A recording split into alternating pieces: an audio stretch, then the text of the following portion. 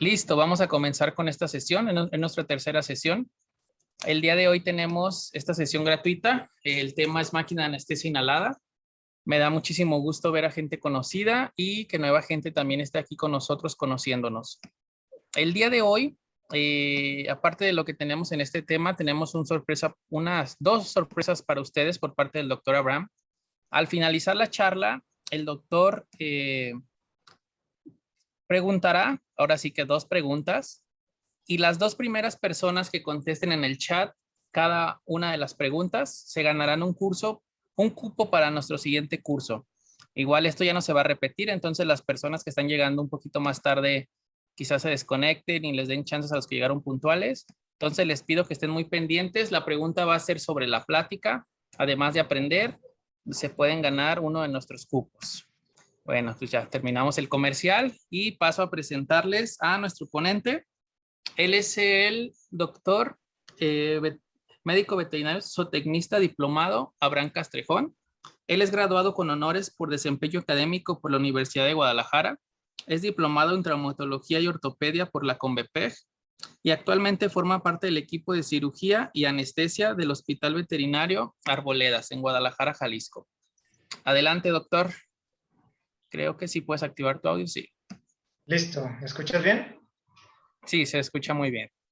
Perfecto, pues un gusto estar aquí otra vez contigo, Ángelo. Muchas gracias por invitarme a esta que es la tercera sesión Educavet, que pretende pues llevar un poquito de algunos conocimientos actuales en medicina veterinaria, en temas selectos que pues el doctor Ángelo se dedica a seleccionar especialmente de acuerdo a su interés. Entonces, pues bueno, me agrada mucho que tengamos tantos colegas aquí presentes a los cuales nos gusta o nos llama la atención, o actualmente ya estamos trabajando en esta cuestión que es la anestesia veterinaria, que es una disciplina pues muy bonita por muchas cuestiones. Entonces, pues bueno, un gusto estar aquí nuevamente con ustedes. Y como les digo, pues supongo que muchos de ustedes ya están involucrados de alguna manera con esto que es la anestesia veterinaria. Algunos de nosotros me imagino también que ya debemos estar incursionando en la cuestión de anestesia inhalada y pues bueno, obviamente para podernos desempeñar de la mejor manera posible en esta rama de la anestesia, pues lo primero que tenemos que entender a la perfección o procurar entender de la mejor manera posible es nuestra máquina de anestesia. Es una parte crucial, yo creo, de hoy en día de cualquier tipo de procedimiento anestésico y quirúrgico que llevamos a cabo en la medicina. Y pues bueno, esta plática tiene la pretensión de que nos acerquemos más a esta parte técnica y entender perfectamente bien todos los componentes de la máquina para que estos conocimientos puedan ser aplicados con nuestro día a día. Como les comentaba el doctor Ángelo, yo formo parte hoy en día del Hospital Veterinario Arboledas, específicamente de las disciplinas anestésico-quirúrgicas, y pues bueno, gracias a la casuística que tenemos dentro del hospital, pues nos ha permitido crecer mucho en este sentido. Espero que lo que pueda compartirles el día de hoy sea de mucha utilidad. Y pues espero también que si se generan dudas, pues con todo gusto al final de la charla, el tiempo que nos queda lo vamos a dedicar a intentar resolverlas, ¿sale? Entonces vamos a empezar. Nos vamos a plantear una primera pregunta. ¿Por qué utilizaríamos anestesia inhalada? Básicamente nos permite tres cuestiones la anestesia inhalada. Nos permite proporcionar oxígeno al paciente durante todo el evento quirúrgico. Nos permite proporcionar un anestésico inhalatorio que obviamente va a mantener la mayor parte o parte de nuestro proceso anestésico, y al mismo tiempo nos va a permitir eliminar el dióxido de carbono que se va a estar produciendo a través del metabolismo respiratorio de nuestro paciente. Entonces, estas tres cuestiones principalmente se verán cubiertas con nuestro procedimiento de anestesia inhalada. Hemos escuchado más de alguna vez, supongo que algunos de ustedes han escuchado más de alguna vez, incluso a la gente decir que es una anestesia más segura. Esto pues obviamente es relativo. Todo proceso anestésico que se lleva a cabo de acuerdo a los lineamientos más actuales va a ser un procedimiento seguro o va a procurar ser un procedimiento seguro. Sin embargo, esta premisa se ha llegado a relacionar mucho con la anestesia inhalada por algunas cuestiones. La primera es que requiere forzosamente de una vía aérea permeable. Una vía aérea permeable va a llevar a nuestro paciente a tener un procedimiento más seguro, porque nos vamos a asegurar de que tengamos un medio a través del cual podamos transportar oxígeno directamente a los pulmones. vamos a través de esta vía aérea permeable, llevar oxígeno a los pulmones y secundariamente al sistema de nuestro paciente.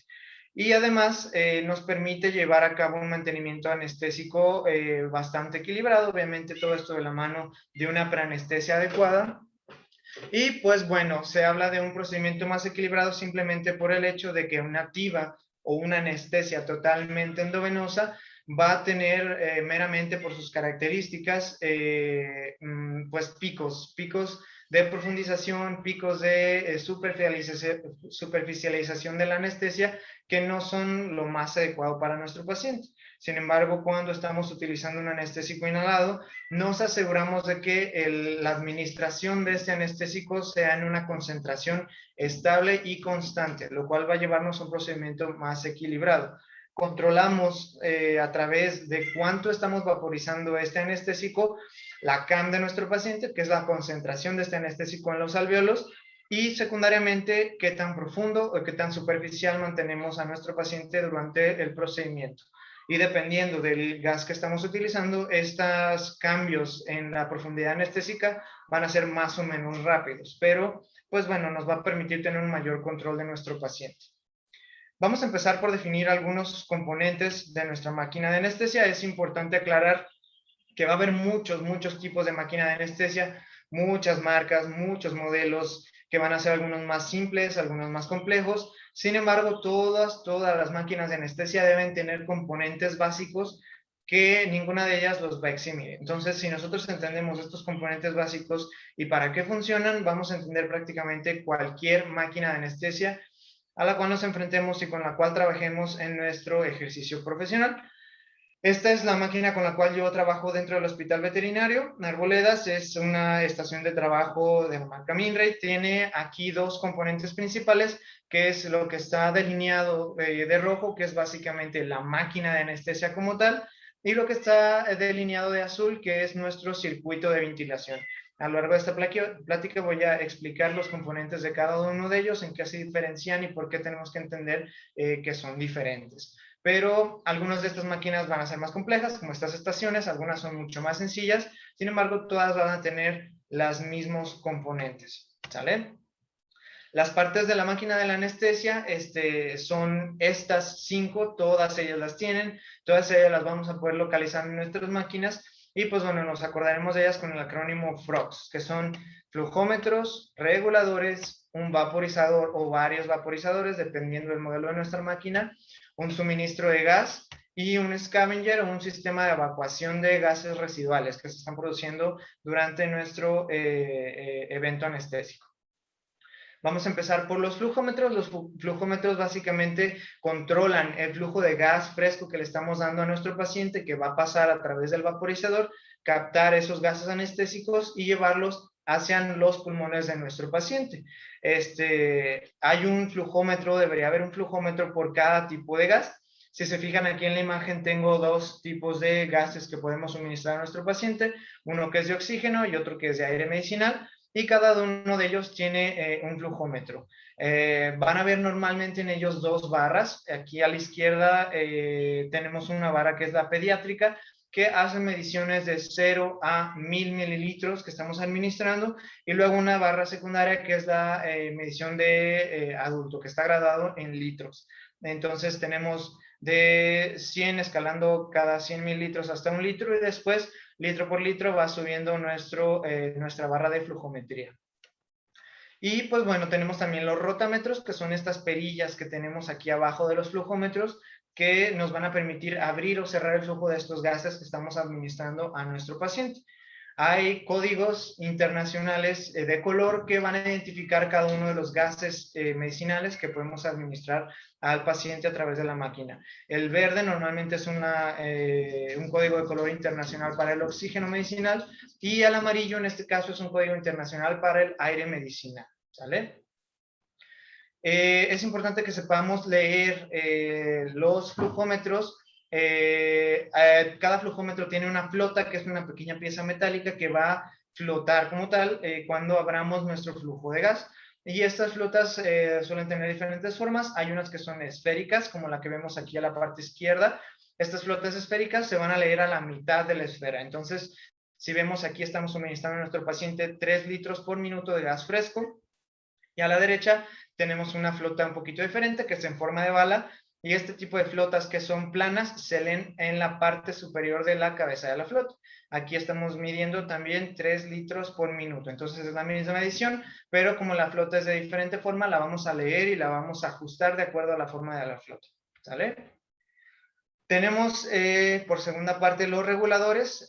Los reguladores básicamente su trabajo va a ser reducir la presión que viene de nuestro suministro de gas fresco hacia la máquina. Normalmente los suministros de gas fresco que tenemos son tanques, ya sean tanques móviles o tanques estacionarios, y estos tanques normalmente manejan una presión muy alta. Por ejemplo, un tanque portátil tipo E, que es bastante común utilizar en medicina veterinaria, maneja una presión aproximada de 2.200 libras por pulgada cuadrada, que son PSI, pero nuestra máquina funciona de manera adecuada de 15 o 30 PSI. Entonces, obviamente esta reducción tan considerable se tiene que realizar por esta pieza que es muy importante. Aquí a la parte derecha vemos estos reguladores, uno para el oxígeno y otro para el aire medicinal. Cada uno de los gases que tengamos o cada suministro que tengamos va a tener un regulador para ese suministro. Y pues bueno, aquí lo tengo. Cada tipo de gas va a tener un regulador, ¿sale? Aquí, por ejemplo, en esta máquina vemos que son 3 tipos de gases diferentes, uno para el oxígeno, otro para el aire medicinal y otro para el óxido nitroso. Cada uno de ellos tiene su regulador, cada uno de ellos tiene su rotámetro específico y su flujómetro. Entonces nosotros podemos jugar o modificar cada uno de estos flujos según nos vaya conveniendo en nuestro proceso anestésico. Por tercera parte tenemos, yo creo que el alma de nuestra máquina de anestesia, que son los vaporizadores. Los vaporizadores, ¿qué es lo que hacen? Van a permitir que se administre un porcentaje específico de gas anestésico diluido en nuestro gas fresco. Esta administración pues debe ser muy específica y la vamos a controlar con los diales que están en la parte de arriba de nuestro vaporizador. Se expresa en un porcentaje, en una concentración volumétrica. Entonces, si nosotros abrimos nuestro vaporizador en 1, estamos suministrando un 1% de este gas anestésico. Si lo abrimos en 2, pues estamos dando un 2% de este gas anestésico. Cada agente inhalatorio, esto es muy importante recordarlo, requiere de un vaporizador específico.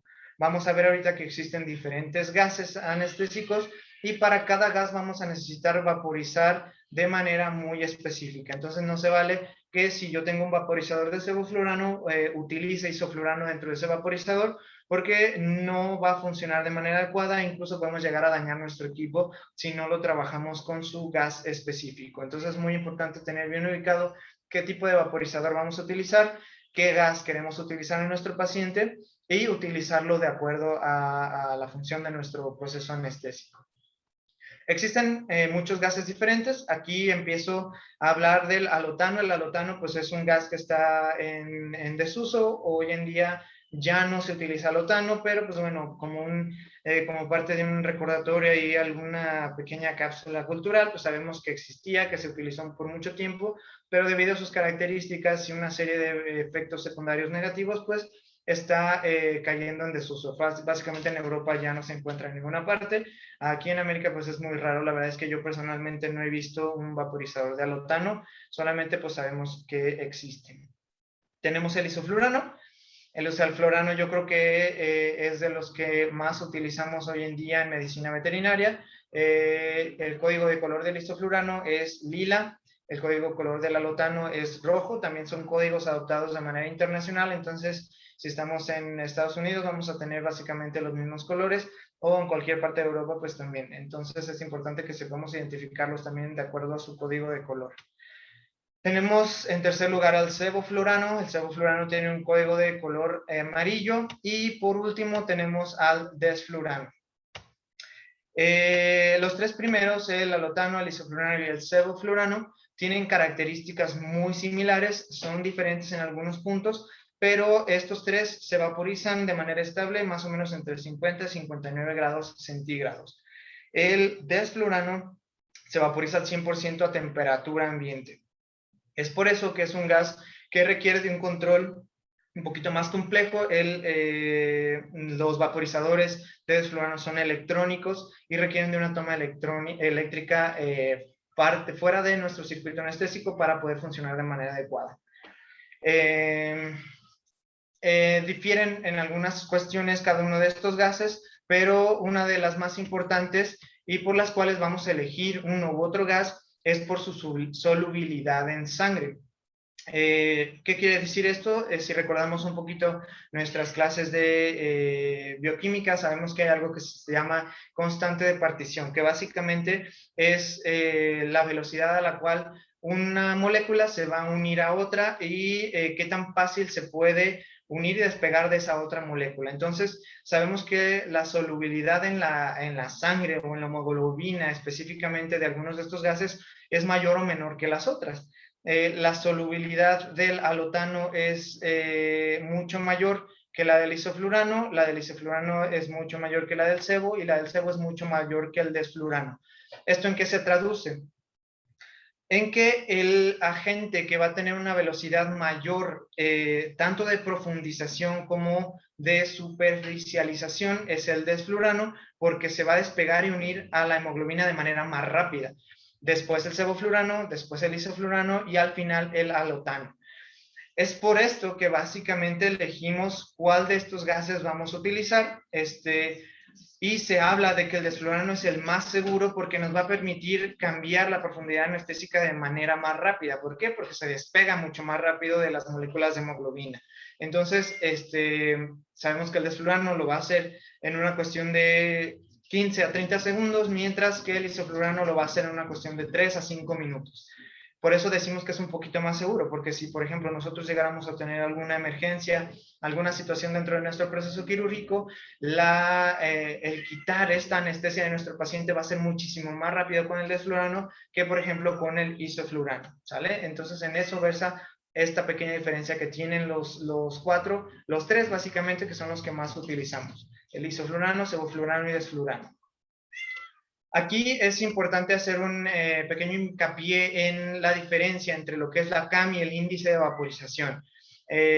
Algunos colegas, muchos de nosotros en algún momento nos referimos a este numerito arriba del dial como la CAM. Esto no es la CAM. El dial del vaporizador nos va a decir cuánto porcentaje de anestésico estamos vaporizando en el gas fresco que estamos administrando a nuestro paciente, mientras que la concentración alveolar mínima se define como el porcentaje de anestésico a nivel alveolar que va a ser necesario para evitar que nuestro paciente, que el 50% de nuestros pacientes se muevan después de darles un estímulo doloroso. Esta es básicamente una definición técnica de lo que es la CAM, pero vemos cómo se diferencia del porcentaje de vaporización. La CAM no hay manera de medirla a menos que tengamos un sensor que esté midiendo la cantidad de la fracción inspirada y expirada de gases que le estamos dando a nuestro paciente. Y esto que vemos arriba de nuestro dial básicamente es un porcentaje de vaporización. Entonces es importante puntualizar en esa pequeña diferencia. La CAM de los anestésicos va a variar y aquí vemos que la CAM en el perro del alotano es 0.87 y el isoflurano 1.3, 2.3 el sevoflurano y 8 el desflurano. Nos damos cuenta de que vamos a necesitar darle una cantidad mayor del gas anestésico a nuestro paciente como vayamos yendo hacia la parte que tiene una menor solubilidad en la sangre. Entonces el desflurano va a requerir una cantidad muchísimo mayor para tener el mismo efecto en nuestro paciente que, por ejemplo, el isoflurano. A veces consideramos una cuestión económica en el proceder de nuestros pacientes y por eso se dice de repente que algunas anestesias inhaladas, algunos agentes inhalatorios son más caros. No es realmente que el anestésico sea más caro, sino que requerimos utilizar más de este anestésico para tener el mismo efecto. Entonces, definitivamente vamos a utilizar más cantidad. Sin embargo, pues bueno, es una balanza que tenemos que hacer porque sabemos que es un poquito más seguro de acuerdo a lo que ya definimos anteriormente. Aquí una breve descripción de cada uno de ellos. El alotano, como ya les había comentado, es un anestésico que está básicamente descontinuado. Una de las cuestiones por las cuales ya no se usa, uno de sus efectos negativos más marcados, es que tiende a ser arritmogénico, produce arritmias de naturaleza cardíaca y obviamente en un proceso anestésico esto detrimenta la salud de nuestro paciente y pues bueno, por esta cuestión ya está en desuso. Algo que pudiera tener a favor es que es el más potente de todos los gases, entonces requerimos una cantidad mucho menor para hacer lo que necesitamos. El isoflurano, una de sus ventajas es que no se descompone, no requiere llevar algún preservante adicional al compuesto químico y que tiene un metabolismo sistémico muy bajo. Solamente el 0.17% del isoflurano que ingresa a nuestro paciente se metaboliza por el hígado. El resto es metabolizado y llevado a donde tiene que llevarse por los pulmones únicamente. Entonces esto nos va a llevar a un procedimiento bastante seguro. Pacientes hepatópatas pueden ser candidatos perfectos para una anestesia inhalada con isoflurano. Otra ventaja que ofrece es que su potencial arritmogénico es muchísimo menor al alotano y alguna que pudiéramos considerar una desventaja es que tiene un aroma pungente.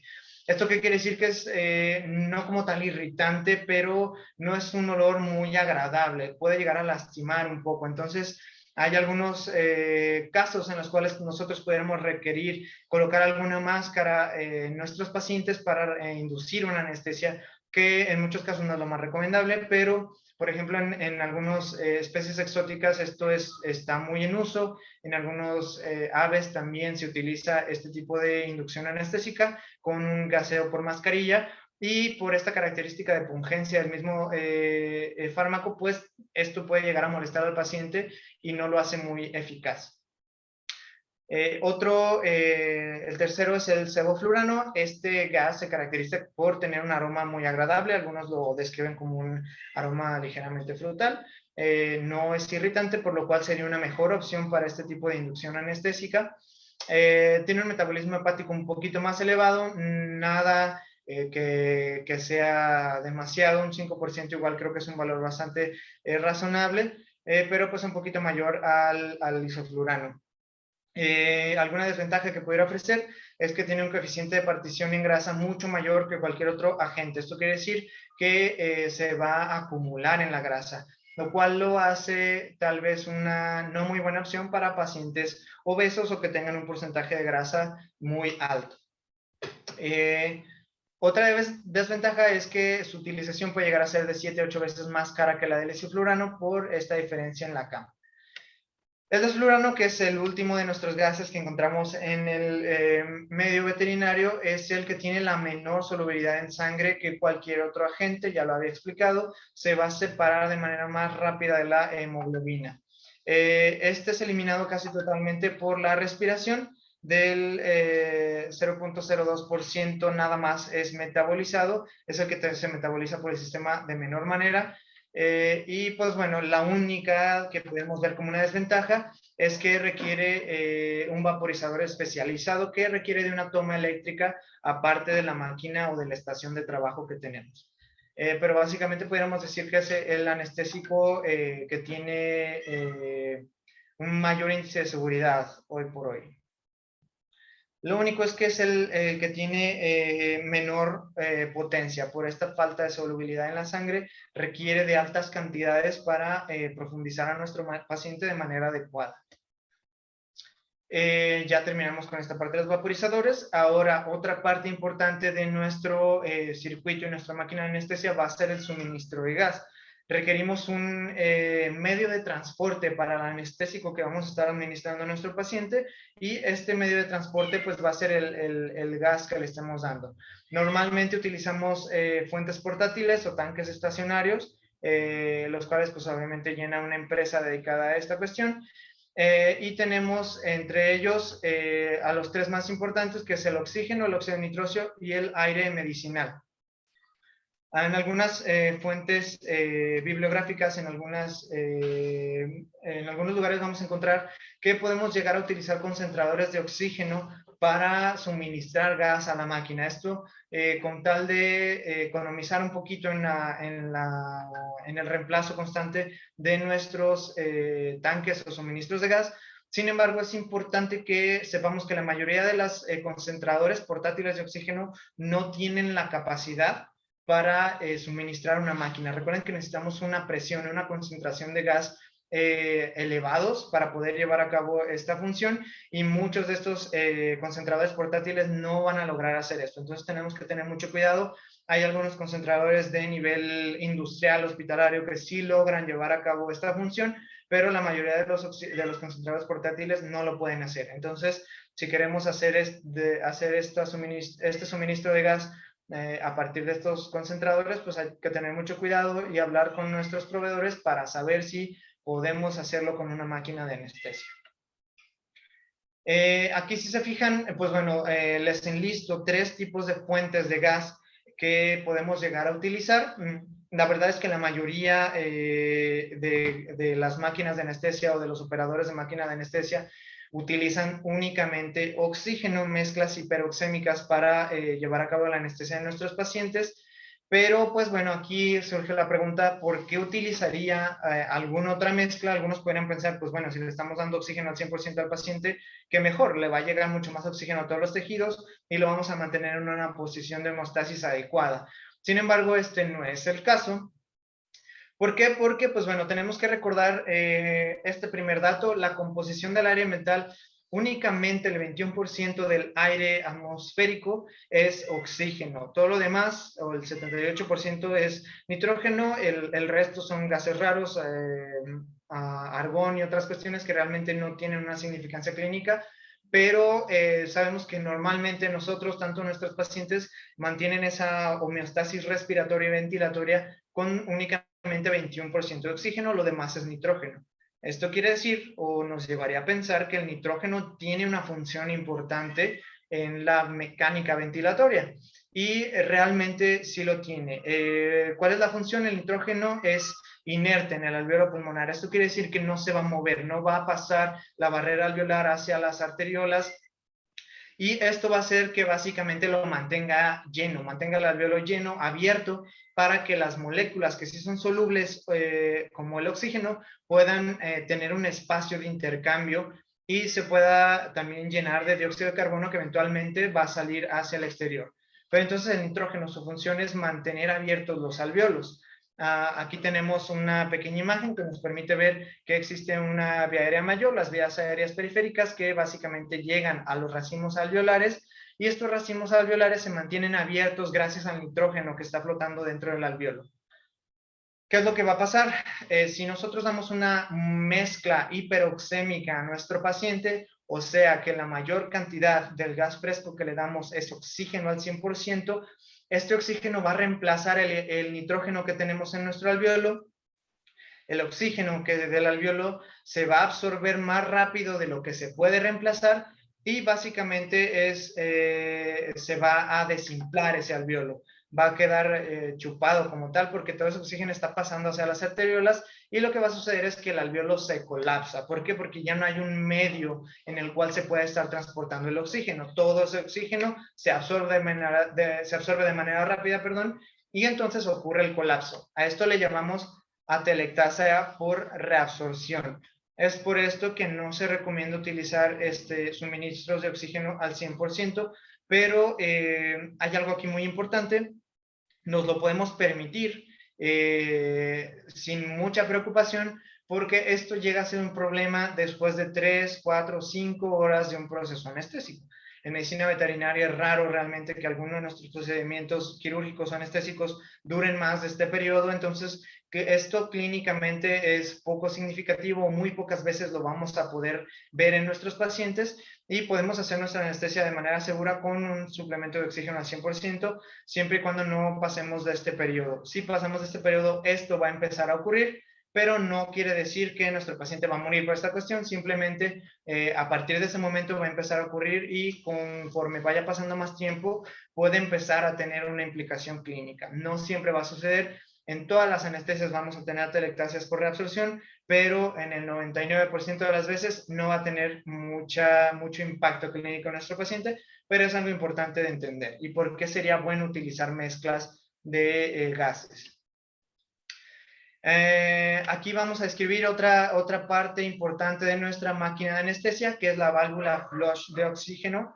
Este es un botón que está incorporado al cuerpo de nuestra máquina. Todas las máquinas de anestesia del mundo lo deben tener. Lo vamos a encontrar de una u otra manera, en alguna u otra posición de la máquina, pero siempre lo vamos a tener, ¿sale? ¿Para qué funciona la válvula flush de oxígeno?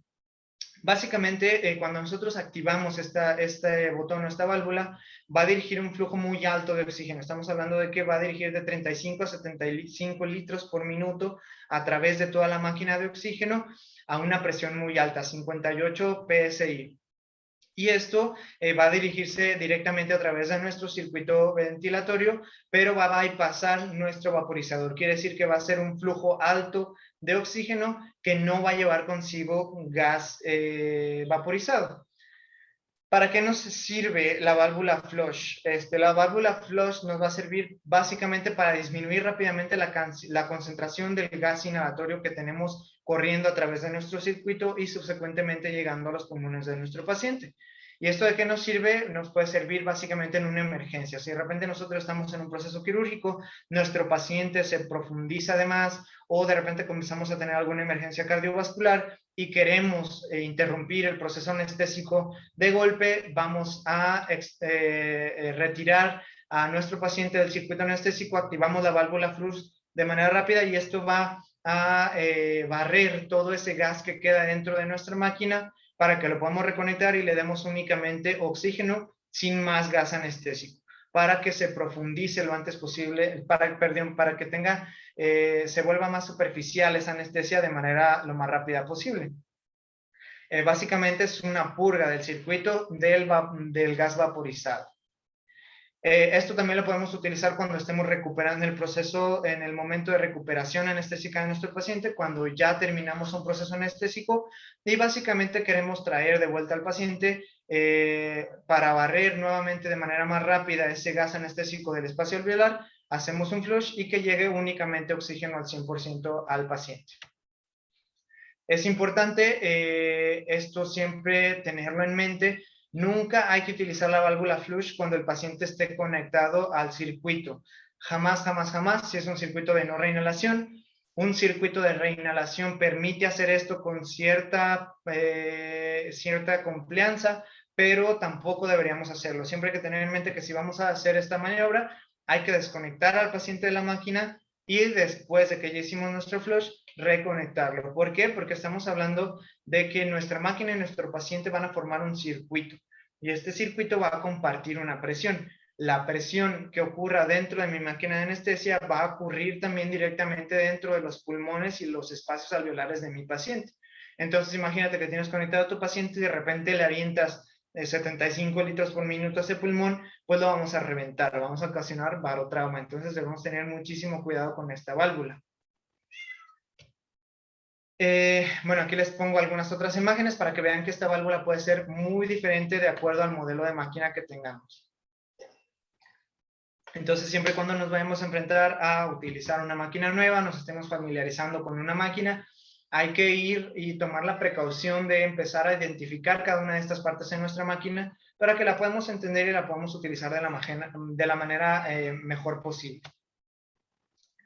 Por último, como parte de la máquina tenemos a los scavengers o evacuadores de gases. Esto para lo que nos sirve es para eliminar los gases residuales que se están produciendo por nuestro paciente. Este es el dióxido de carbono, el oxígeno que no se utiliza y el gas anestésico que no se está utilizando, que ya pasaron por el circuito por nuestro paciente y que van a ser eliminados por la máquina.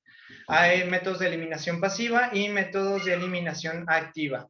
Los scavengers de eliminación activa básicamente es una eliminación ambiental. Nosotros los estamos tirando al medio ambiente directamente por una manguera. Es un método muy sencillo, no requiere de ninguna máquina que esté haciendo este trabajo. Básicamente por el trabajo ventilatorio de nuestro paciente se va a estar desechando y pues bueno, es importante que la salida de este tipo de scavengers de eliminación pasiva sea físicamente por debajo del vaporizador.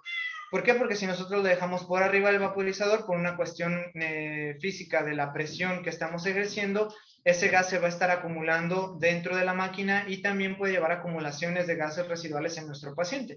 Entonces siempre tiene que ir debajo, físicamente debajo de nuestro vaporizador.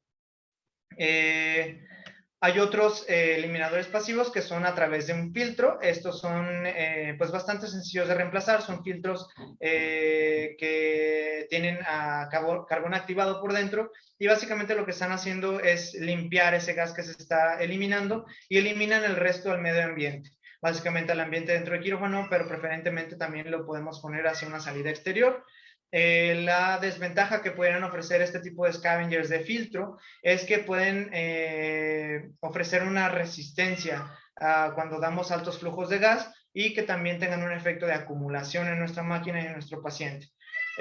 Importante, estos filtros deben ser reemplazados cuando el canister pese más de 50 gramos, que es en su primer uso. Nosotros podemos estar pesando estos recuperadores y cuando tengamos un peso de 50 gramos añadido, pues lo podemos retirar y reemplazar por uno nuevo. Esto a reserva del fabricante, obviamente entre una u otra marca y entre uno u otro tamaño, esto puede diferir un poco. Aquí tengo una imagen de uno de los filtradores que utilizamos ahí en el hospital. Y pues bueno, básicamente ahí dice para qué tipo de gas puede funcionar, para isoflurano y sevoflurano, y nos da las recomendaciones de retiro y demás. ¿Sale? Tenemos otro tipo de scavengers que son scavengers de eliminación activa. Básicamente lo que son bombas que están succionando constantemente ese gas residual que se está eliminando por la máquina del paciente y los va eliminando.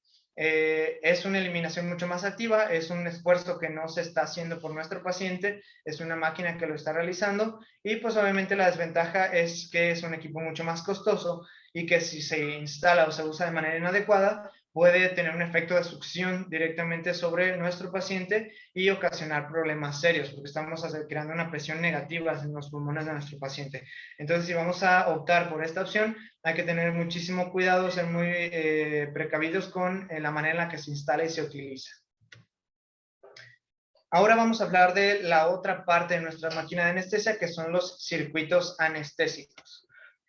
Los circuitos anestésicos, que son esta parte que está delineada de azul. Estos circuitos se los conocen como sistemas o circuitos ventilatorios y su función básicamente es la de conducir el gas fresco mezclado con el gas anestésico y llevarlos hacia el paciente desde nuestra máquina. También van a permitir la eliminación del CO2 y otros gases hacia nuestro sistema de scavenging. Aquí tengo otra máquina de anestesia en la cual podemos delimitar lo que es nuestra máquina y nuestro circuito anestésico, ¿sale? Nuestros circuitos también pueden llegar a ser de menor o mayor complejidad. Aquí, por ejemplo, tenemos un circuito anestésico que, además de llevar su función básica, podemos programar para hacer una ventilación mecánica. Algunos de nuestras máquinas anestesias van a tener ventiladores mecánicos, pero muchos no los van a tener. Simplemente es un circuito un poquito más sencillo, que es esta parte de abajo. Estos circuitos anestésicos van a compartir ciertas características, permiten que nuestro paciente tenga una ventilación espontánea, sea asistida o controlada, ¿sale? ¿Cuál es la diferencia entre estos tipos de ventilaciones? La ventilación espontánea es cuando nuestro paciente está respirando por su cuenta y controla de manera adecuada la profundidad y la frecuencia de su respiración. Quiere decir que su ventilación es tan apropiada que no necesitamos hacer nada por él para que se mantenga una dinámica ventilatoria apropiada. Una ventilación asistida es cuando el paciente no controla o la profundidad o la frecuencia de ventilación y nosotros de vez en cuando tenemos que hacer una ventilación manual de nuestro paciente para ayudarle a que esta dinámica sea buena. Y una ventilación controlada es cuando mi paciente no realiza de manera apropiada ni la profundidad ni la frecuencia ventilatoria y tenemos que controlar su ventilación. Es aquí cuando nosotros podemos utilizar un ventilador mecánico o lo podemos hacer también de manera manual, pero para esto nos va a servir el circuito anestésico. ¿Para qué más? Nos permite ventilar a nuestro paciente con la mínima resistencia posible y con un mínimo espacio muerto. Esto para cuidar esa dinámica ventilatoria y que nos aseguramos de que existe un intercambio gaseoso apropiado a nivel pulmonar. ¿De qué consisten estos circuitos? De mangueras, tubos de ventilación, una bolsa de reserva y una válvula de liberación de presión. Estos son los componentes básicos de un circuito anestésico. Aparte de esto, pues podemos tener también lo que son los ventiladores mecánicos. Hay dos grandes clasificaciones de sistemas de circuitos anestésicos. A unos los llamamos de reinhalación o circulares y otros son de no reinhalación o lineales. Son los dos tipos de circuitos que podemos tener. Vamos a hablar primero de los circuitos de reinhalación o circulares, que son este tipo de circuitos. Y lo que van a permitir los mecanismos de reinhalación es que el gas que se ha expirado por nuestro paciente va a ser recirculado y reinhalado otra vez con más gas fresco, pero la diferencia es que va a ser pasado a través de un agente químico especial que va a purgar ese gas del CO2. Entonces, lo que va a hacer es recircular el gas una vez que ha sido filtrado, eliminado el CO2, y pasar nuevamente a nuestro paciente una vez que ha sido limpiado de este CO2 que se está expirando. Y la característica principal de estos circuitos o cómo los vamos a poder identificar es porque van a tener esta partecita de aquí arriba que ven como un pequeño bowl que está lleno de algunos gránulos blancos. Esto le llamamos canister y está lleno del compuesto que nos va a ayudar a eliminar el CO2. Siempre que veamos que un circuito tiene un canister, sabemos que es un circuito circular o de reinhalación. ¿Cuáles son los componentes que comparten todos estos circuitos de reinhalación?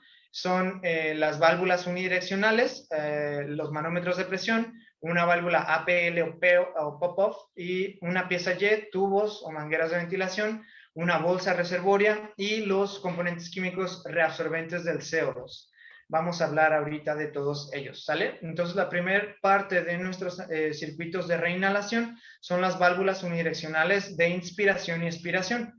¿Esto de qué nos va a servir? Estas válvulas van a asegurar que el gas se mueva en una sola dirección, hacia adentro o hacia fuera de nuestro paciente, pero por una válvula separada. Entonces, el gas fresco se va a mover en una sola dirección hacia nuestro paciente cuando el paciente inspira, y el gas exhalado que lleva el dióxido de carbono se va a mover en una sola dirección fuera de nuestro paciente en el evento de expiración. Esto va a evitar que los gases que están cargados de dióxido de carbono reingresen a nuestro paciente y que el gas que está limpio siempre vaya a inundar nuevamente el espacio pulmonar de nuestro paciente, sin estar contaminado por el CO2. Son materiales ligeros, y estas válvulas es importante limpiarlas regularmente para evitar que se queden pegadas o se queden abiertas, porque si esto sucede, pues obviamente se pierde su funcionalidad y nuestro paciente va a estar reinhalando CO2 y gas contaminado. Por ejemplo, aquí en esta máquina, que es la que les estaba mostrando al principio, aquí yo tengo mis válvulas unidireccionales. Aquí hay unas flechitas que me muestran que únicamente esta válvula va a servir para recibir gas contaminado o con dióxido de carbono y gases residuales, y esta válvula únicamente va a llevar gas hacia mi paciente. Muchas de nuestras máquinas tienen un acceso fácil a estas válvulas precisamente para que nosotros los podamos limpiar de manera regular. Aquí, por ejemplo, estoy mostrando cómo limpio estas válvulas con un pequeño hisopo, un poquito de alcohol isopropílico, lo puede hacer de manera fácil. ¿Cada cuándo lo podemos hacer? Mínimo una vez a la semana. Si podemos hacerlo con mayor frecuencia, pues no va a hacer ningún daño y nos va a evitar que se forme polvo o algunos otros residuos ahí que logren que se pegue esa válvula. Entonces es importante prestar atención a estas valvulitas y poderlas limpiar. Hay algunas válvulas que no se pueden abrir de manera sencilla y pues esto lo tiene que hacer un equipo técnico especializado, pero pues para esto hay que referirnos un poquito a a la persona que nos haya proveído de la máquina y que nos dé indicaciones específicas, al fabricante básicamente. Otra parte de los circuitos de reinhalación es el manómetro, un manómetro de presión que nos va a servir para saber cuál es la presión que se está generando en nuestro circuito anestésico. Y por esto hay que recordar que con circuito me estoy refiriendo no únicamente a mi máquina de anestesia, sino al conjunto de máquina-paciente que ya tenemos conectado. Entonces, lo que veamos aquí es la presión que está generándose dentro de mi máquina de anestesia, pero al mismo tiempo o subsecuentemente dentro de los pulmones de mi paciente. Todas estas presiones se van a ver expresadas en centímetros de agua. Esta es la medida internacional de presión de aire. Generalmente no los encontramos en sistemas de no reinhalación o sistemas lineales porque aumentan la resistencia al gas. Ahorita vamos a hablar un poquito de ese tipo de sistemas. Obviamente, como les decía, nos va a servir para monitorizar la presión de nuestro circuito. Y durante nuestra ventilación asistida o controlada, cuando nosotros vamos a ejercer presión para ventilar a nuestro paciente, es muy importante que no generemos una presión arriba de 20 centímetros de agua. Ese es nuestro gold standard. No tenemos que subirnos de eso porque si nosotros subimos de esta medida de presión, es cuando nosotros podemos generar algo que se llama barotrauma. El barotrauma básicamente es trauma alveolar ejercido por una presión demasiado alta. Nosotros nos vamos a mantener en un rango de presión pulmonar seguro, siempre y cuando nos mantengamos entre 15 y 20 centímetros de agua. Arriba de estos valores puede ser perjudicial para nuestro paciente. Es importante en nuestros circuitos de reinhalación realizar pruebas de fuga en nuestro circuito. Es un circuito complejo que puede llegar a tener fallas y estas fallas pueden ser muy peligrosas para el paciente o simplemente pueden evitar que nuestra ventilación sea la más adecuada. Entonces, es importante todos los días antes de comenzar nuestro jornal hacer una prueba de fuga para saber que nuestra máquina está funcionando de manera adecuada. ¿Cómo vamos a hacer esta prueba?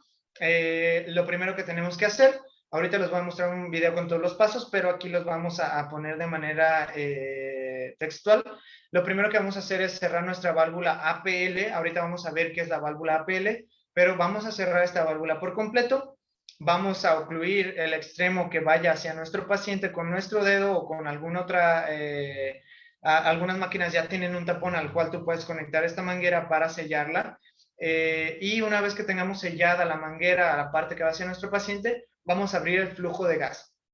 Una vez que nosotros abramos el flujo, como el circuito está cerrado por la válvula APL y por nuestro dedo, se va a comenzar a acumular presión dentro del mismo circuito.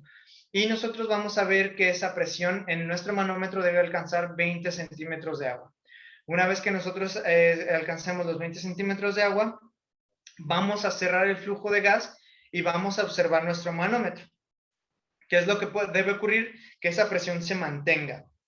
Si esa presión se mantiene, quiere decir que nuestro circuito no tiene fuga. Es aceptable tener una fuga de hasta 300 mililitros por minuto. Entonces yo lo que hago es al momento en el que cierro el flujo de gas al final de la prueba, lo dejo en 300 mililitros por minuto y ahí sí se debe mantener completamente estable la presión. Al final de la prueba tenemos que abrir la válvula APL siempre para asegurarnos de que sea una válvula que funcione. La válvula APL lo que hace es funcionar como un escape de la presión de nuestro circuito. Entonces, al final de la prueba, la abrimos y nos aseguramos de que nuestro manómetro llegue nuevamente a cero. Y es así como nosotros realizamos una prueba de fuga. Entonces, aquí les voy a poner un pequeño video en el cual ejemplifico una prueba de fuga. Realmente se ve un poquito o se lee un poquito más complejo de lo que realmente es, pero pues ahorita lo vamos a ver, ¿sale? Entonces aquí ya vemos que estamos preparados, cerramos nuestro circuito con nuestro dedo, ya tenemos una bolsa de reserva conectada a nuestro circuito anestésico y vamos a comenzar nuestra prueba. Entonces lo que hacemos, cerramos nuestra válvula APL al 100%, abrimos el flujo de gas y vamos a nuestro manómetro para revisar que lleguemos a una presión de 20 centímetros de agua. Aquí se fijan cómo se va acumulando gradualmente esta presión. Y una vez que llegamos a los 20 centímetros, vamos a cerrar nuestro flujo hasta los 300 mililitros, que es nuestra pérdida aceptable. Y aquí es donde tenemos que ver que nuestra presión se mantiene. Aquí se mantiene, quiere decir que no hay una fuga en nuestro circuito. Esta presión está mantenida. Al final lo que hacemos es abrir nuevamente nuestra válvula APL y tenemos que ver que nuestro circuito llegue rápidamente a 0, ¿sale? Es bastante más sencillo de lo que parece y nos va a asegurar de que nuestra máquina esté en óptimas condiciones para funcionar. Aquí en esta máquina es digital, tenemos una curva ventilatoria que se muestra y podemos ver cómo se mantuvo perfectamente constante la presión dentro de nuestro circuito, ¿sale? Aquí nos marca una presión pico de 22 centímetros de agua que se mantuvo a lo largo de toda la prueba. Esto es una prueba positiva. Si nosotros una prueba negativa, fuga, perdón. Si nosotros viéramos en declive esta curva o simplemente en el manómetro viéramos que esa aguja va descendiendo de manera constante, sabemos que hay una fuga y tenemos que revisar en qué parte de nuestro circuito se está produciendo la fuga para corregirla antes de conectar a nuestro paciente. Tenemos lo que son la válvula APL o pop-off que llamamos, o válvula de sobrepresión. Esta es un componente importantísimo, al cual siempre lo tenemos que tener mucho cuidado y mucho respeto. ¿Por qué? Porque es una válvula que va a regular la presión de nuestro circuito, regulando la cantidad de gas que sale del circuito anestésico, ¿sale? Como les digo, esto se maneja por presiones. Y si yo permito que la presión de mi circuito aumente, también va a aumentar la presión de mi paciente y, consiguientemente, podemos llegar a tener un barotrauma arriba de 20 centímetros de agua. Entonces, nunca debemos permitir que se forme una presión arriba de esta medida, a excepción de casos muy excepcionales que, por ejemplo, una maniobra de reclutamiento alveolar, que es algo un poquito más complejo, pero en estos casos nunca deberíamos hacer que suba de esta presión. Entonces, siempre que conectemos a nuestro paciente, debemos asegurarnos de que la válvula esté completamente abierta. Durante la expiración de nuestro paciente se va a crear una presión positiva que va a abrir esta válvula y va a permitir que exista la salida de estos gases. Si nosotros cerramos esta válvula, va a ocasionar una resistencia cada vez mayor a la salida de estos gases y se va a acumular el gas y el gas fresco que estamos dándole dentro del espacio alveolar, los pulmones y todo el circuito. En una posición abierta completamente, vamos a requerir una presión mínima para abrir la válvula, que es de 1 a 2 centímetros de agua, pero muchas de estas válvulas llegan a presiones de arriba de 75, 85 centímetros de agua, que obviamente son completamente incompatibles con las presiones fisiológicas del pulmón. Estas válvulas también son muy diferentes de acuerdo a la máquina, entonces es muy importante que cuando vayamos a trabajar con una máquina la tengamos perfectamente bien ubicada. Aquí, pues, obviamente, muchísimo cuidado, lo que ya les explicaba, cuando cerramos la válvula PL, no permitimos la salida de los gases y estos se acumulan dentro del paciente. ¿Por qué? Porque les seguimos suministrando una entrada constante de gas fresco y gases. Si le quitamos la salida, todo eso se va a mantener dentro del pulmón y vamos a ocasionar barotrauma. De manera chusca, muchos compañeros o muchas veces se ha referido a esta válvula como la válvula mataperros y realmente pueden llegar a matar a un paciente si no tienen cuidado con mantenerla abierta mientras el paciente esté conectado a la máquina. Entonces, siempre cuando vayamos a conectar a un paciente a nuestra máquina, entre otras cosas, lo primero que tenemos que hacer en nuestro checklist es que nuestra válvula APL esté completamente abierta. Otro componente de los circuitos de reinhalación son las mangueras de ventilación. Son construidas de materiales plásticos muy ligeros. Generalmente son corrugadas para que puedan ser flexibles, que no se vayan a torcer y colapsar, evitar la resistencia y minimizar la posibilidad de una obstrucción. Muchas veces por esta misma exhalación del paciente se van produciendo secreciones que se quedan atoradas en estas estrías que tienen las mangueras y evitan que vaya hacia nuestra máquina de anestesia. Aunque esta característica puede aumentar un poco el flujo del gas, realmente no tiende a tener alguna significancia clínica importante. Hay máquinas de diferentes mangueras de diferentes tipos de materiales y configuraciones y pues obviamente son de carácter relativamente desechable. En medicina veterinaria pues a veces no nos podemos dar el lujo de cambiar muchos materiales. Por ejemplo, es muy dado que reutilizamos tubos endotraqueales, reutilizamos circuitos anestésicos, siempre y cuando nos aseguramos que la estabilidad sea adecuada. Pues nos podemos llegar a permitir estas prácticas dentro de lo razonable. Obviamente no se permite que estas mangueras ya tengan hoyos, que ya estén rotas, que estén resecas, hay que desecharlas y conseguir un equipo nuevo de mangueras. Son desechables y ni siquiera su costo es bastante elevado. Hay diferentes tipos de mangueras, como ya les había comentado. Hay pediátricas y adultas. Vemos aquí que la pediátrica es de una luz mucho más pequeña, de un calibre mucho más pequeño en comparación con las mangueras adultas. Y todas cuentan con una pieza Y al final que va a ser el adaptador que vaya directamente hacia nuestro tubo endotraqueal. Y estas van a diferenciarse hacia la válvula de inspiración y expiración, que ya hemos hablado un poquito de las válvulas unidireccionales. Esta es la pieza Y. Y pues importante, ¿en qué momento vamos a utilizar uno u otro circuito? Normalmente las piezas pediátricas deberemos utilizarlas por debajo de 5 kilos. En algunas colegas o algunas bibliografías van a referir que ya deberíamos considerarlas debajo de 7.5 kilos. Arriba de 7.5 kilos o 5 kilos ya podríamos utilizar un circuito adulto.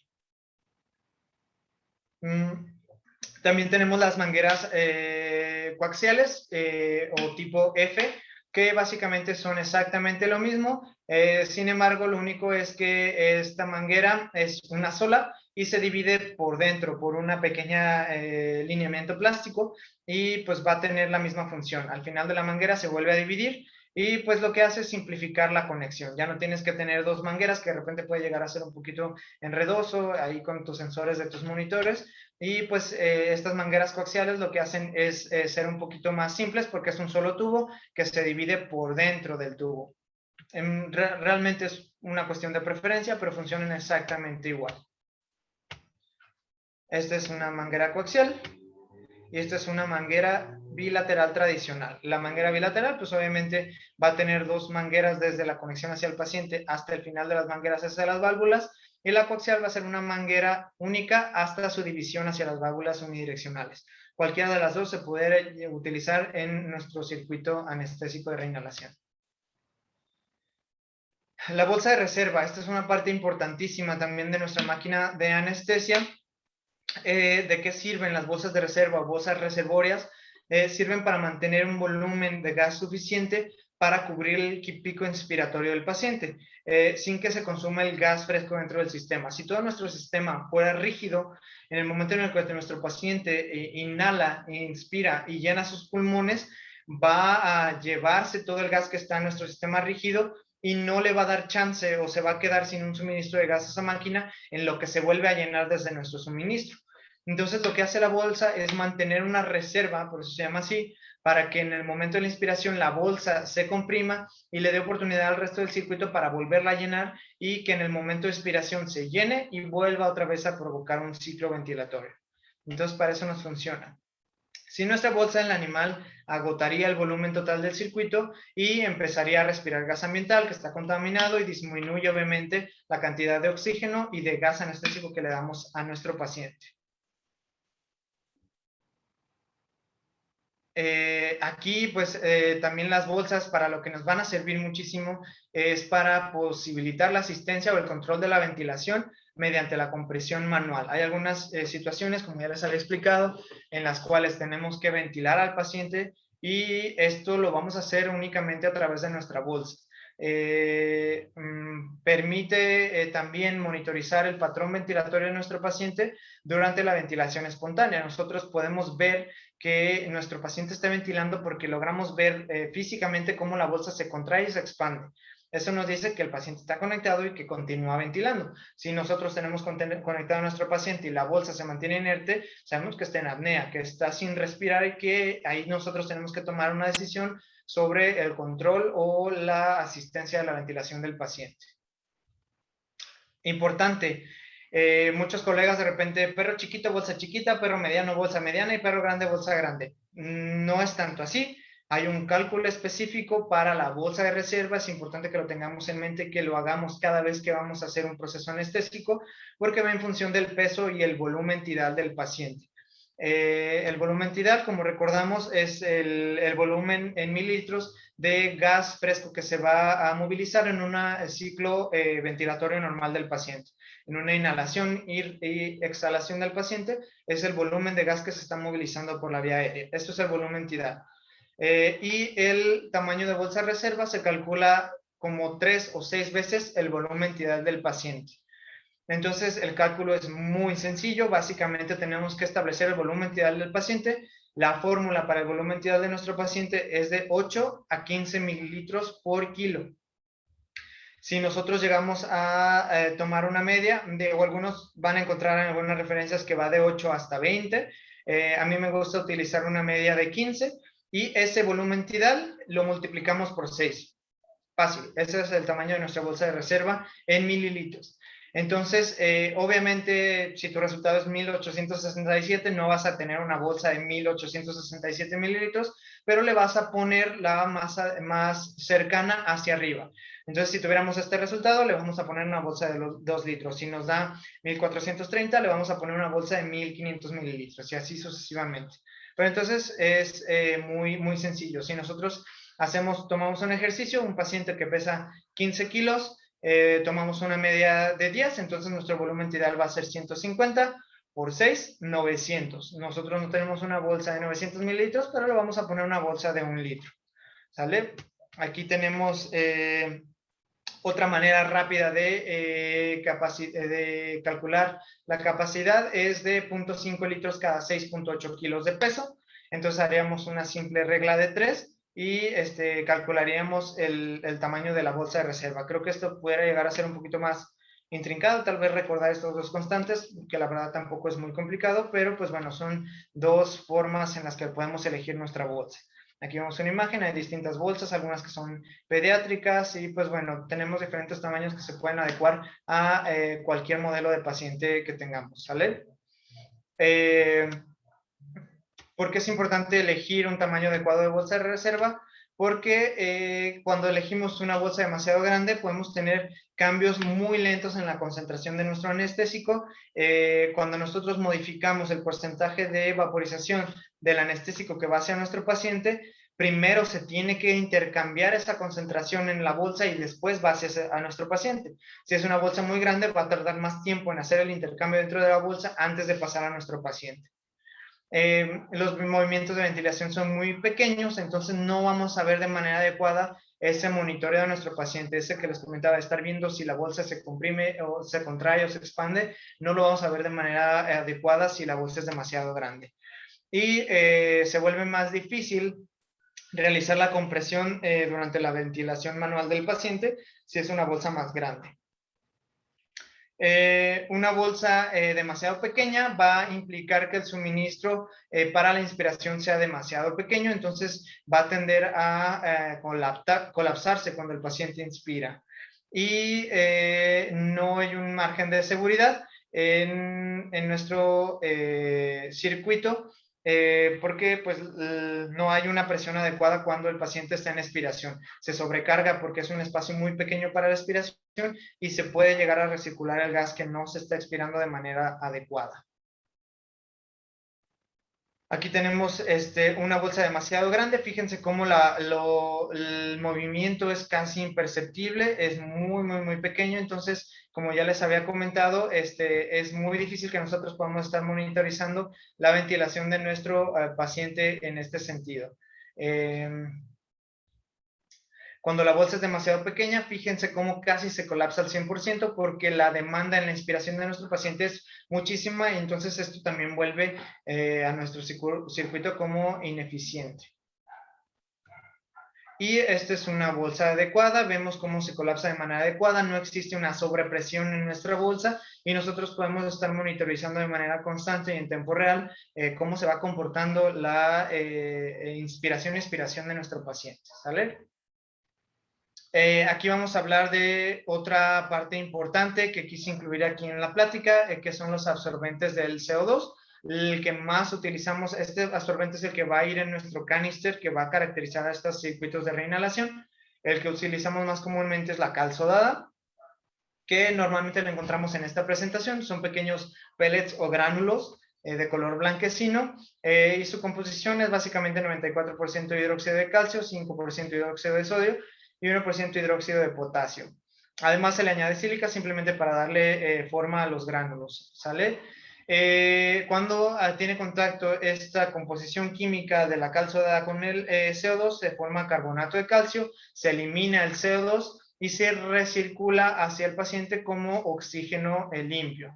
Tenemos que también una cuestión muy importante con este tipo de absorbentes del CO2 es que muchos de ellos van a tener un químico que va a revelar cuando este CO2 ya sobrecargó los pellets. El más común que tenemos en la cal sodada se llama violeta de etilo y lo que va a hacer es que cuando el pH, que es el normal de la cal sodada de 13.5, desciende hasta 10, va a cambiar de color blanco a color violeta y este es un indicador de que esta cal ya está saturada, ya no va a llevar a cabo su función de manera adecuada.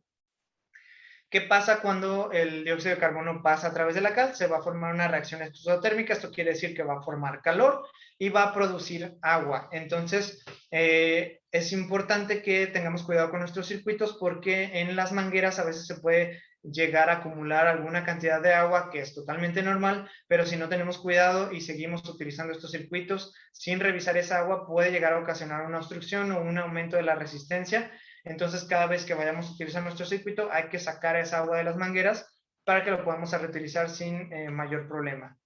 Aquí tenemos ejemplificado cuando tenemos una cal nueva versus una cal saturada. Vemos bastante claro que ya hubo un cambio significativo en la coloración de nuestra cal y pues esto nos indica que ya es hora de hacer un cambio. ¿Cuándo reemplazar nuestra cal? Hay varias maneras de saber cuándo tenemos que hacer un cambio. Una de ellas es cuando ya cumplimos de 8 a 12 horas de funcionamiento continuo. Es importante también, como parte del protocolo anestésico, llevar un control del tiempo de anestesia. Y si nosotros llevamos un control de este tiempo, pues sabremos cuánto tiempo ya se utilizó la cal que está dentro de nuestro canister. Entonces, cuando se cumplan de 8 a 12 horas, ya podemos con seguridad hacer el recambio o cuando el 75% de la cal dentro del canister haya cambiado de color. Cuando el 75% de los gránulos ya estén violetas o moraditos, hay que cambiarlos porque ya no están haciendo su función de manera adecuada. Otra manera en la que nos podemos dar cuenta de que puede haber un problema con el sacal o que ya está saturada es cuando tenemos altos niveles en la capnografía. La capnografía es la medición de la cantidad de CO2 que se está exhalando por el paciente y si esta supera los 50 milímetros de mercurio, eso puede ser indicativo de que puede que ya haya un cambio en esa cal sodada y que la tengamos que reemplazar. Estos cambios pueden ocurrir por muchas cuestiones que ya tienen mucho que ver con frecuencias ventilatorias, fisiología del paciente, pero pues bueno, fuera de esta monitorización que es muy importante, también nos pueden llegar a servir para, si ya descartaste cualquier otra posibilidad, puede ser que tu cal ya esté demasiado utilizada. Otra manera fácil de saber cuando nuestra cal está utilizada es porque se desmorona muy fácil entre los dedos, se siente como frágil. La cal nueva se siente muy dura y es muy difícil que con tu uña la puedas romper. Sin embargo, la cal que ya se utilizó y que ya está saturada se rompe muy fácil, se vuelve bastante frágil. Porque es importante tener en cuenta todas estas características porque cuando la cal se reutiliza, ya está utilizada y se vuelve color lila, este es un cambio pues relativamente efímero. Quiere decir que el color blanco se va a regenerar con el tiempo, pero no su capacidad reabsorbente. Entonces nosotros podemos tener cal que se vea blanca, pero que realmente ya esté saturada y que ya no esté haciendo su función. Entonces es importante todos los días estar llevando un control y un monitoreo del color de esa cal, porque si pasa desapercibido que de repente ya se saturó, llega otro compañero, la ve blanca y dice, ¿sabes qué? Esto puede llegar a servir todavía y lo sigue utilizando, pero pues no es el caso porque ya realmente está saturada, pero volvió a su color blanco. Entonces hay que tener todas estas consideraciones para saber cuándo hacer un recambio adecuado, ¿sale? Es importante llenar el canister de manera adecuada, nunca llenarlo arriba de la marca. Todos los canisters deben tener una marca que te diga hasta dónde lo debes llenar. ¿Por qué? Porque podemos tener una aglomeración. Si nosotros lo llenamos de más, la circulación del aire a través del canister no va a ser igual de efectiva y tampoco la absorción del CO2. Entonces esto puede ser perjudicial porque, como ya lo vimos, puede haber recirculación de CO2 y el paciente va a tener capnografías altas. ¿Cuánto de flujo de gas fresco hay que dar a nuestro paciente en circuitos de reinhalación? Pues bueno, el flujo de gas fresco es básicamente muy sencillo. ¿Cuánto cantidad de gas le vamos a dar a nuestro paciente? ¿Cuánto vamos a abrir nuestro rotámetro y nuestro flujómetro para cada paciente? En estos circuitos de reinhalación, una de las ventajas que ofrecen es que como se está recirculando el gas en nuestro paciente, tenemos que darles flujos relativamente bajos. Entonces, pues bueno, son flujos que en contraparte con un sistema lineal van a ser mucho menores. Podemos utilizar sistemas semicerrados o sistemas cerrados. En un circuito semicerrado podemos llegar a utilizar hasta 100 mililitros por kilo minuto cuando la válvula APL está completamente abierta. Esto es muy importante, 100 mililitros por kilo mientras mi válvula esté completamente abierta. Yo creo que este es el sistema que debería ser más utilizado, más si no tienes mucha experiencia en anestesias inhaladas, por el mismo riesgo que implica tener la válvula APL relativamente cerrada. Lo mejor es que si no tienes una curva de aprendizaje tan grande, simplemente utilices este sistema semicerrado, que es el más seguro. 100 mililitros por kilo minuto asegura que haya un intercambio adecuado de gas en nuestro paciente y que todo vaya de manera adecuada. Obviamente es un margen de seguridad más alto, como les comentaba, aunque implica un gasto relativamente mayor de gas fresco. En un circuito cerrado, hablamos de que puedes llegar a utilizar sistemas hasta de 10 a 20 mililitros por kilo, que es una décima parte de lo que utilizarías en un circuito semicerrado, pero el riesgo de esto es que tienes que aprender a utilizar tu válvula APL parcialmente cerrada. Para hacer esto tienes que estar monitorizando de manera continua la presión de tu paciente y cerrarla lo suficiente para que esa presión no se acumule. Entonces es algo a lo cual se llega relativamente empírico en cada paciente, pero puede llegar a ser riesgoso porque si te pasas con lo que cierras la pele, vas a ocasionar barotrauma. Entonces, siempre un ojo pegado al manómetro cuando estamos utilizando esta técnica, pero como les digo, tiene una menor tolerancia al aumento de presión y no recomendaría que lo utilizáramos a menos de que tengamos un control pues absoluto sobre la ventilación y la presión de nuestro paciente. La única ventaja que ofrecería este sistema en su contraparte con el semicerrado es que tendría un menor consumo de gas fresco, lo cual lo haría un sistema más económico, pero creo que la implicación realmente no es tan significativa como para considerar. Ya terminamos con los circuitos de reinhalación, ahora vamos con los circuitos sin reinhalación o lineales, y su característica, como ya les había comentado, pues que no van a tener un canister de cal soldada, no tienen válvulas unidireccionales, no reutilizan ninguna parte del gas que se está yendo hacia el paciente, y la eliminación del CO2 depende de un flujo de gas fresco alto, un flujo de gas fresco adecuado. Entonces aquí no se va a recircular ningún tipo de gas, simplemente es un sistema unidireccional que va a estar enviando altas cantidades de gas hacia el paciente y que por esta misma presión elevada, o por este mismo flujo elevado, va a asegurar que se esté eliminando ese gas que ya se utilizó.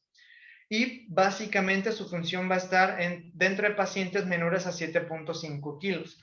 ¿Por qué? Porque son los circuitos que ofrecen menor resistencia. La resistencia a la inspiración es un obstáculo o un reto importante en pacientes pediátricos o pacientes muy pequeños. Y pues como sabemos en medicina veterinaria, la variabilidad del peso de nuestros pacientes y el tamaño es muy alta. Entonces, este tipo de circuitos nos va a servir en razas chiquititas o en pacientes pediátricos. Los componentes van a tener una entrada de gas fresco como nuestros circuitos lineales, un conector lineal, una bolsa de reserva, también en algunos casos, excepción del circuito Mapleson E y F, ahorita vamos a ver los tipos, y tiene un sistema de evacuación de gases, igual que el otro. Las válvulas APL de nuestros circuitos lineales van a ser un poquito diferentes, son de este tipo, generalmente son plásticas. Y dentro de los tipos de circuitos de no reinhalación o lineales tenemos los Mapleson, que son McGill y lag paralelo y coaxial. Lo que estos circuitos hacen es que son muy eficientes para la ventilación espontánea, pero no podemos hacer una ventilación mecánica con ellos. Aquí tengo una pequeña demostración gráfica del tipo de circuitos que tenemos. Son bastante sencillos y pueden utilizarse en pacientes grandes. Son un poquito más versátiles este tipo de circuitos. Tenemos el tipo Mapleson D, que son los clásicos circuitos de Bain. que igual que la mapa persona tiene una pieza T por la cual entra el gas fresco y se elimina el gas expirado. Como les dije, esto básicamente es un flujo constante. El animal a la hora en la que inspira, pues va a recibir este flujo de gas, expira y por este mismo flujo se va a estar eliminando el gas expirado, ¿sale? Entonces, pues bueno, son este tipo de circuitos. También tenemos el tipo de circuito Bain, perdón. Esto la ventaja que ofrece es que va a mantener un poquito más el calor del gas que estamos recibiendo, y esto es bueno en pacientes muy pequeños porque sabemos que como son muy chiquitos tienen una superficie más grande y van a perder calor de manera más rápida. Entonces, si nosotros estamos eliminando calor por la vía respiratoria, esto puede ser contraproducente. Entonces, este tipo de circuito, que es el VEN, va a mantener un poquito más el calor de nuestra vía respiratoria y el calor sistémico del paciente. Lo único que ofrece como desventaja es que requiere un mayor flujo de gas fresco que los otros circuitos, pero estos sí pueden ser eficientes para una ventilación mecánica. Tenemos estos últimos que son el E y el F, que son el Air y Jackson-Rees. Son los más simples, que es básicamente un tubo lineal, y son bolsas reservorias abiertas. Estos no nos van a permitir ventilar a nuestro paciente ni permiten una ventilación, una evacuación tan adecuada de gas porque dependen al 100% del flujo de gas fresco que le estamos dando. Y lo único bueno es que ofrecen una resistencia mínima al flujo de gas. Por eso son muy adecuados para utilizarse en pequeños roedores o en otro tipo de animales de laboratorio, pero ya como un tipo de circuito para utilizarlo dentro de la práctica veterinaria, pues realmente no son tan efectivos. A diferencia del flujo de gas fresco que utilizamos en circuitos de reinhalación, este va a ser muchísimo más alto. Allá, ¿se acuerdan? En un sistema cerrado podemos utilizar hasta 10 mililitros por kilo. Aquí nos vamos a ir desde 200 hasta 300 como mínimo. El flujo de gas fresco siempre debe ser superior al volumen minuto del paciente. Y pues bueno, el volumen minuto simplemente es el volumen tidal, que ya habíamos aprendido cómo calcularlo, por la frecuencia respiratoria. Entonces nosotros tenemos que hacer este cálculo y una vez que tenemos este cálculo, nosotros tenemos que asegurar que nuestro circuito tenga un flujo de gas fresco mayor. Aquí tenemos las veces de la multiplicación que tenemos que hacer por el volumen minuto para cada tipo de circuito. Pues bueno, lo dejo allí como un dato. Realmente no nos vamos a adentrar mucho en esta cuestión, pero es como deberíamos calcular el flujo de gas fresco dentro de este tipo de circuito. Hay que saber qué tipo de circuito tenemos y leer un poquito sobre cuánto gas fresco le tenemos que dar de acuerdo a ese circuito. Aquí tenemos una pequeña comparación. Los circuitos circulares nos van a servir de manera muy adecuada para pacientes mayores de 7.5 kilos, son muy económicos y conservan el calor y la humedad.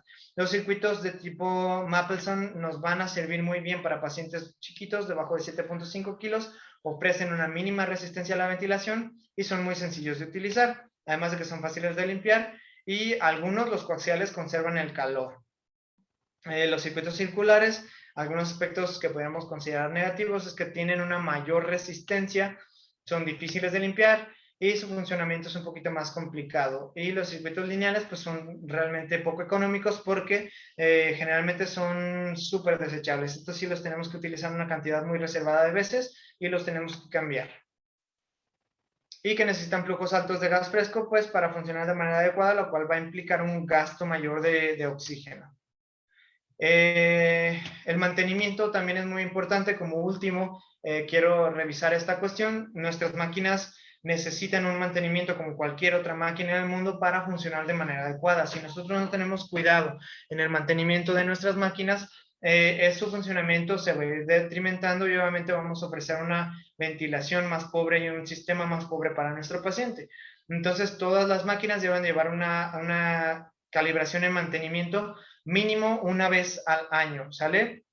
Esto es con los vaporizadores una vez al año. Aquí cuando lo mandamos a su mantenimiento nos pegan un pequeño sticker donde dice la fecha última de mantenimiento y cuándo le debería tocar un nuevo mantenimiento. Y tenemos que apegarnos mucho a esto para que nos aseguremos de que estén funcionando de buena manera. Al igual que los vaporizadores que se mantienen cada año, las máquinas como tal se tienen que calibrar y mantener cada 6 meses. Toda la máquina completa debe venir un equipo técnico especializado que la desarme, que le dé su mantenimiento, su calibración, para que funcionen de manera adecuada. ¿Sale? Básicamente con esto cubrimos todo lo que quería explicar por ahí un poquito, adentrarnos a lo que son las partes de la máquina, cómo funciona, qué decisiones debemos tomar en cuanto a su funcionamiento y a los componentes que podemos intercambiar. Y pues espero que haya sido de utilidad para ustedes. Estas son algunas de los lugares en los cuales me pueden contactar. En mis redes, en Instagram me pueden encontrar con este nombre y pues bueno, mi correo electrónico al cual con todo gusto yo puedo resolver cualquier duda o cualquier inquietud que pudiera generarse. Les agradezco y pues bueno, de mi parte eso es todo. Si tienen dudas, las pueden compartir en el chat y el doctor Ángelo me va a ayudar a irmelas pasando para poder resolver la mayor parte de ellas. Perfecto, muchísimas gracias, doctor. Y ya como lo dijiste, los que tengan dudas, adelante, pueden escribirlas en el chat antes de que el doctor haga las dos preguntas para poder rifar los lugares para nuestro curso de anestesia COPA. Igual para que las vayas pensando, Doc, ¿Sale? en lo que alguien nos escribe alguna duda. Te dan las gracias por la ponencia. Vamos a dar un minutito para que se animen. Igual, muchas gracias. Gracias también a ustedes por conectarse. Hubo muy buena participación. Les agradezco muchísimo. Les agradezco también a los países que se están desvelando un poquito. Hay personas de España, de Francia, de Argentina y de Brasil, que ya es un poquito más tarde. También les agradezco por estar aquí en la capacitación continua. Y leo sus preguntas. Parece que tenemos la... Se me movió un poquito, pero... aquí está. Doc, ¿te parece adecuado el uso de Jackson Reese en pacientes de poco peso?